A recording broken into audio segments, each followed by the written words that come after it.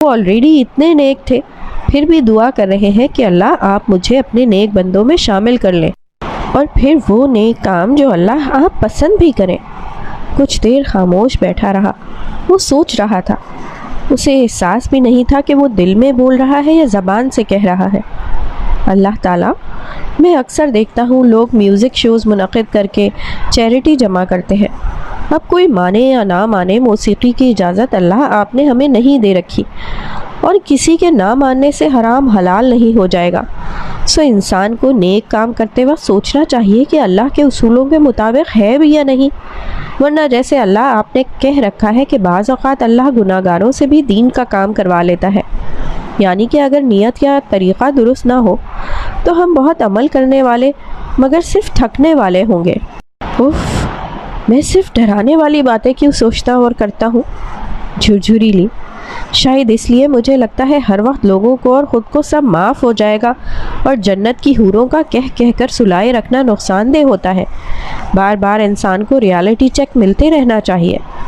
خیر، وہ اگلی آیت کی طرف بڑھا، اور سلیمان علیہ السلام نے پرندوں کی حاضری لی تو کہا، کیا بات ہے جو میں ہدہد کو نہیں دیکھتا؟ کیا وہ غیر حاضر ہے؟ میں اسے سخت سزا دوں گا، یا اسے ذبح کر دوں گا، یا وہ میرے پاس کوئی واضح دلیل لے کر آئے۔ تو ثابت ہوا اللہ کے حسن اخلاق اور چیز ہے، اور ڈسپلن کے لیے سخت اصول بنانا اور چیز ہے۔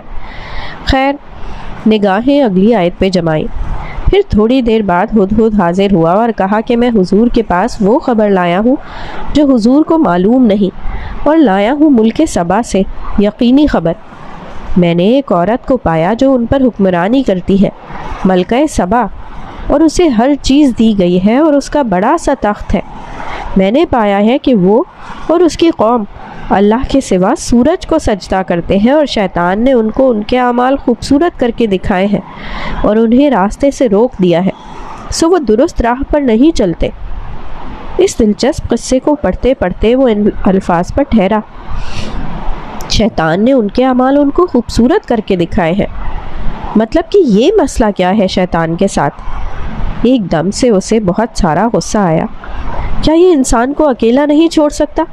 ہمیں بری چیزیں اچھی بنا کر دکھانا ترک نہیں کر سکتا؟ ہم سکون سے اللہ کی عبادت کیا کریں، شکر کیا کریں، حلال کھائیں، لوگوں سے بھلائی کریں۔ آپ نہ شیطان کو لاک اپ کر دیں کبھی۔ اور بولتے بولتے وہ رکا، اور رمضان میں بھی یہی تو ہوتا ہے، مگر پھر بھی۔ نگاہ اٹھا کر اوپر دیکھا، اچھا سوری، یہ شیطان کو لاک اپ والی بات واپس لیتا ہوں میں، خواہ مخواہ ایموشنل ہو گیا میں۔ سر جھٹک کر آیات کی طرف واپس دھیان دیا۔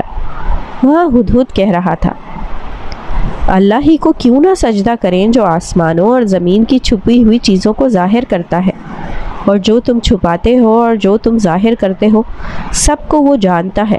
اللہ ہی ایسا ہے کہ اس کے سوا کوئی معبود نہیں، اور وہ عرش عظیم کا مالک ہے۔ ویسے اللہ تعالیٰ، وہ ستائش سے کہنے لگا، ایک بات ہے، ہدہد بہت ہی سیانہ تھا، مطلب کہ ہدہد ایک پرندہ، ملکہ سبا نے عظیم الشان تخت کو دیکھ کر بھی وہ اللہ آپ کا وہ عظیم الشان عرش عظیم نہیں بھولا جو اس نے کبھی نہیں دیکھا تھا۔ ایک ننھا سا پرندہ بھی دل کا ایسا بادشاہ ہے کہ اس کو ملکہ کی شان و شوکت نے یوں مبہوت نہیں کیا کہ وہ اللہ کو بھول جائے۔ مگر ہم کیا کرتے ہیں؟ کسی لش پش چمکتے مال میں آ جائیں، کسی 7 اسٹار ہوٹل کے فنکشن میں چلے جائیں، تو دولت کی ریل پیل نگاہوں کو یوں خیرہ کر دیتی ہے کہ ہم سب بھول جاتے ہیں۔ اکثر اچھی اچھی عبایا اور اسکارف کرنے والی لڑکیاں یورپ یا امریکہ چلی جائیں تو ایک ہفتے میں حجاب اتر جاتا ہے، وہ مغربی لباس کو اپنا لیتی ہیں۔ میں سوچتا ہوں ملک بدلنے سے اللہ تو نہیں بدلتا، دین تو نہیں بدلتا، ایک پرندے کو بھی جو بات پتہ ہے وہ ہمیں کیوں بھول جاتی ہے؟ وہ کچھ دیر یوں ہی بیٹھا بڑبڑاتا رہا، کڑتا رہا، پھر قرآن رکھا، دعا مانگی، مجھے کم از کم اتنا مضبوط تو کر دیں جتنا وہ ہدہد تھا، دل کا بادشاہ۔ اور یہ تو سعدی یوسف کی 25 سالہ زندگی کے تجربوں کا نچوڑ کہتا تھا کہ قرآن پڑھنے کے بعد مانگی جانے والی دعا ہمیشہ قبول ہوتی ہے۔ وہ دعا مانگ کر اٹھ کھڑا ہوا، دیوار پہ لگے آئینے میں اپنا عکس دیکھا، نیلی جینز اور سیاہ